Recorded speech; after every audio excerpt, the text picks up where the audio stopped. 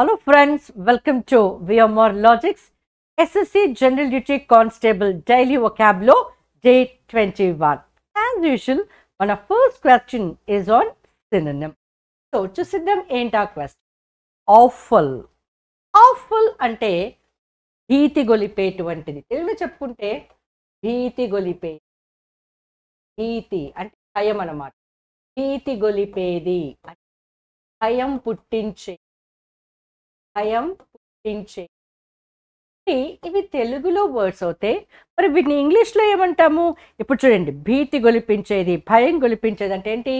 Terrible, terrible, extremely bad, extremely bad, ఇలా మనం అనుకోవచ్చు కదా. మరి ఈ వర్డ్స్ మరి టెర్రబుల్ లేదు, ఎక్స్ట్రీమ్లీ బ్యాడ్ లేదు, మరి ఇంకొక వర్డ్ ఏమంటాము? డ్రెడ్ఫుల్. ఏమంటాము? డ్రెడ్ఫుల్. కాబట్టి what is our answer option? Our answer option is dreadful. మరి బ్యూటిఫుల్ అంటే మీకు తెలిసిందే కదా, బ్యూటిఫుల్ అంటే అందమైనది, చామింగ్. దీనికి ఇంకొక వర్డ్ మీకు చామ్, చామింగ్. ఇవన్నీ కూడా ఏంటన్నమాట? బ్యూటిఫుల్. సో చామింగ్ ఫేస్, అందమైన ముఖము, బ్యూటిఫుల్ ఫేస్, అందమైన ముఖము. కాబట్టి beautiful, charming. Okay, then amazing. Amazing తెలుగులో అద్భుతమైన అని కూడా చెప్పవచ్చు. అమేజింగ్ అద్భుతమైన. కాబట్టి వండర్ఫుల్, వండర్ఫుల్ అని మనం చెప్పుకోవచ్చు. Amazing, wonderful. ఓకేనా? Now courageous. కరేజియస్ అంటే అర్థం ఏంటి? ధైర్యము, ధైర్యం. ఓకే, కరేజ్ అంటే ధైర్యం. కరేజియస్ ధైర్యవంతం, బ్రేవ్. కాబట్టి దీనికి మనము ఇంగ్లీష్లో ఇంకొక వర్డ్ ఏం చెప్పుకోవచ్చు? బ్రేవ్. సో మనకి ఆఫుల్కి మీనింగ్ తెలిసింది, మిగిలిన 3 వర్డ్స్ కూడా మీనింగ్స్ వచ్చేసాయి. Now let's go to question number 2 which is on antonym, వ్యతిరేక పదంపై. Now humble. హంబుల్ అంటే అర్థం ఏంటండి? Is very humble, he is very humble అంటాం. అంటే అర్థం ఏంటనమాట? సౌమ్యమైన, సౌమ్యమైన. అర్థం ఏంటి? గొడవలు పడనటువంటిది, పీస్ఫుల్గా ఉండేటటువంటిది. ఓకే, ఎవరితోనూ ఎలాంటి ద్వేషాలు అలాంటివి ఏవి విద్వేషాలు లేనటువంటిది హంబుల్. నా దీనికి మరి ఆపోజిట్ ఏం కావాలి? ప్రౌడ్, అహంకారం. అవునా కదా? సౌమ్యానికి ఆపోజిట్ ఏంటి? అహంకారం, ప్రౌడ్, ప్రౌడ్. నా ఫ్రీ అంటే మీకు ఆల్రెడీ తెలుసు. మరి ఇక్కడ హేల్ అని ఉంది. హేల్ అంటే ఏంటి? హేల్ అంటే హెల్దీ, ఆరోగ్యవంతమైన, హెల్దీ. సౌండ్ అని కూడా అంటారు. అయితే ఇక్కడ సౌండ్ అంటే మీరు శబ్దము అని అర్థం చేసుకోకూడదు. సౌండ్ అంటే ఇక్కడ అర్థం ఏంటన్నమాట? స్ట్రాంగ్గా ఉన్నది. సౌండ్గా అంటే అర్థం ఏంటి? స్ట్రాంగ్గా ఉన్నది, స్ట్రాంగ్. ఇప్పుడు సౌండ్ హెల్త్ అంటాము అంటే ఏంటి? స్ట్రాంగ్ హెల్త్ అంటే ఆరోగ్యవంతమైన అని అర్థం అన్నమాట. ఓకేనా? సో నా చీఫ్. చీఫ్ అంటే అర్థం ఏంటి? ముఖ్యమైన. అంటే అర్థం ఏంటి? ముఖ్యమైన. ఇంగ్లీష్లో కూడా ఒక వర్డ్ చెప్పేసుకుందామా? Important, important, important. ఓకేనా? సో ఫ్రీ ఉచితంగా వచ్చేది, హేల్ అంటే హెల్దీ లేదా సౌండ్ అనుకోవచ్చు, చీఫ్ అంటే ముఖ్యమైన, దట్ ఈస్ ఇంపార్టెంట్. సో హంబుల్కి యాంటోనిమ్ కావాలంటే ఏంటి? ప్రౌడ్. ప్రౌడ్ అంటే అహంకారం, అహంకారం. సో సౌమ్యానికి ఆపోజిట్ ఏమవుతుంది? అహంకారం అవుతుంది. ఓకేనా? Now question number 3. It is on word analogy. ఇప్పుడు ఇక్కడ చూడండి, స్పీక్, సింగ్. ఏంటి? మాట్లాడడము, పాట పాడడం. ఆ మాటలని ఒక చక్కగా ఒక రిథమిక్గా గనక ఆ మాటల్ని పెడితే ఏమవుతుంది? పాట అవుతుంది.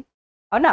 ఇప్పుడు చూడండి, మీరు ఒక పాట నాకు ఇచ్చారనుకోండి, నాకు మంచి వాయిస్ లేదు, పాటలు పాడలేను నేను, దాన్ని నేను ఒక మాటల్లాగా మాట్లాడాను అనుకోండి, అది మాటలే అవుతుంది.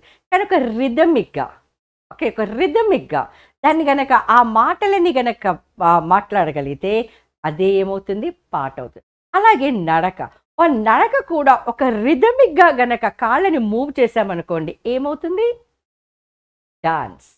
కాబట్టి స్పీక్ ఈజ్ సింగ్ అవుతే walk is what, dance. Walk is what, dance. Okay, now next question, it's on idiom.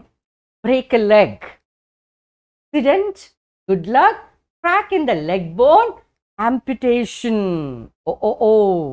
Now చాలా మంది ఏమనుకోవచ్చు, బ్రేక్ ఎ లెగ్ అంటే crack in the leg bone అనుకుంటారు, అంటే కాలి ఎముకలో ఒక చీలిక, క్రాక్ వచ్చింది. నో, ఇది కాదు. బ్రేక్ ఎ లెగ్ అంటే ఇది కాదు అర్థం. అంటే నిజంగా యాక్సిడెంట్లో కాలు విరిగిపోవటం, ఎముక విరిగిపోవటం ఇలాంటిది కాదు, ఇది ఇలాంటిది కాదు. ఎందుకంటే ఇది ఇడియం. ఇడియమ్స్ అన్నీ కూడా మనం నేర్చుకోవాలి, అంతేకాని ఊహించకూడదు. బట్ ఇది అయిపోయింది. ఇక యాంప్యుటేషన్ అంటారా? యాంప్యుటేషన్ అంటే ఏదైనా ఒక ప్రమాదంలో శరీరంలోని ఏదైనా ఒక భాగాన్ని సర్జరీ చేసి రిమూవ్ చేయటాన్ని అనమాట.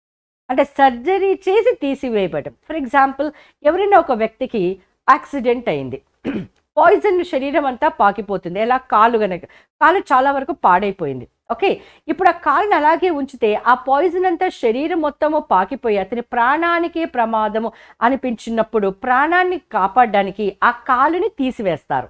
సో దాన్ని యాంపిటేషన్ అంటారు. అంటే సర్జరీ చేసి ఏదైనా ఒక భాగాన్ని తీసివేయడాన్ని యాంపిటేషన్ అంటారు. ఓకే, కానీ బ్రేక్ ఎ లెగ్ అంటే అది ఇడ్యం కదా, కాబట్టి యాంపిటేషన్ అని కూడా మనం తీసుకోకూడదు. నెక్స్ట్ ఏంటి, యాక్సిడెంట్, గుడ్ లక్. యాక్సిడెంట్ కాదు కాదు కాదని మనం అప్పటి చెప్పుకుంటున్నాం కదా, కాబట్టి బ్రేక్ లెగ్ అంటే ఇక్కడ అర్థం ఏంటి, గుడ్ లక్. బ్రేక్ లెగ్ అంటే అర్థం ఏంటి, గుడ్ లక్. చూసారా? అంతేకాని అంటే ఇప్పుడు ఎవరైనా అనుకోండి, I wish you break a leg అన్నాం అనుకోండి, వాళ్ళు మనల్ని తప్పు అర్థం చేసుకునేడానికి ఉంటుంది. కాబట్టి ఇంగ్లీష్ తెలిసిన వాళ్ళతో అంటే మనం చెప్పినప్పుడు కనీసం నేర్చుకోవాలి అని అనుకుంటున్న వాళ్ళతో ఇలాంటివి మాట్లాడొచ్చు. కానీ ఎవరైనా మన అపార్థం చేసుకునేవారు ఉంటే గనక I wish you break a leg అని మాత్రం అనకండి, మీనింగ్ మాత్రం గుడ్ లక్. ఓకేనా? That's it. Now fifth one word substitute. The arrangement of events or dates in the order of their occurrence. అంటే ఏవి ఎలా జరిగాయి, అంటే దేని తర్వాత ఏది జరిగింది, దేని ముందు ఏది జరిగింది అంటే అర్థం ఏంటి, టైం ప్రకారంగా జరగటం. మరి మనకు ఒక రూట్ వర్డ్ ఉంది కదండి, క్రోనో. క్రోనో మీన్స్ వాట్, టైం. క్రోనో అంటే టైం. క్రోమో అంటే కలర్, క్రోమ్. ఓకే, క్రోమో అంటే అర్థం ఏంటి, కలర్. ఈ రెండింటికి తేడా చూడండి. ఇక్కడ ఎన్ ఉంటుంది, ఇక్కడ ఎం ఉంటుంది. ఎంతో వచ్చింది అనుకోండి క్రోనో అంటే టైంకి రిలేటెడ్ అనమాట.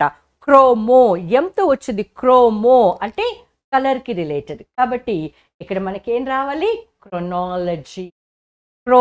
టైం వచ్చేసింది కదా, క్రోనాలజీ. బయాప్సీ, ఇండెలిబుల్, పెనేషియా అంటే అర్థాలేంటో ఒకసారి చూసేద్దాం.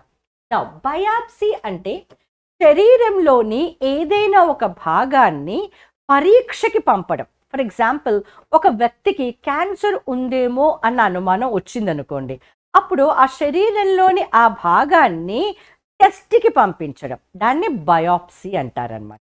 నౌ ఇండెలిబుల్ అంటే ఈజీగా ఎరేజ్ కానిది. ఇప్పుడు మొన్ననే కదా మనం అందరం కూడా ఓట్లు వేసొచ్చాం. ఓట్లు వేసినప్పుడు మనకి ఇక్కడ ఒక ఇంక్ పెట్టారు కదా, అది ఇప్పటి వరకు మీకు వేలి మీద ఉందా? ఆ గోరికి వేలికి ఉంది కదా, ఇంకా ఉంది కదా, పోలేదు కదా. మీరు దాన్ని ఎన్నోసార్లు కడిగారు, స్నానం చేశారు, బట్టలు ఉతికారు, ఇలా ఎన్ని చేసినా అది పోతుందా? లేదు. అంటే ఈజీగా ఎరేజ్ కానటువంటిది, ఈజీగా రిమూవ్ చెయ్యలేనటువంటిది, అంటే సులభంగా తీసివేయటానికి వీలు కానటువంటిది ఇండెలిబుల్. అందుకే దాన్ని ఏమంటారు, ఇండెలిబుల్ ఇంక్ అంటారు. Indelible ink. Now panacea. ఇది యాక్చువల్గా ఏంటంటే మనం అంటాం కదండి అమృతము అని చెప్పేసి, అంటే ఎటువంటి రోగాన్నైనా సరే ఇప్పుడు ఒక అమృతపు చుక్క వేసామనుకోండి, ఎటువంటి రోగమైనా కూడా ఆ రోగం సమూలంగా నాశనం అవుతుంది కదా. అంటే ఏ రకమైన రోగానికి కూడా ఔషధము, సర్వ రోగ నివారిణి. గట్టిగా చెప్పాలి అంటే సర్వ రోగ నివారిణి. అది పెనేసియా. అది పెనేసియా. అలాంటిది ఉంటుందా మేడం ఈ ప్రపంచంలో అంటే చూద్దాం.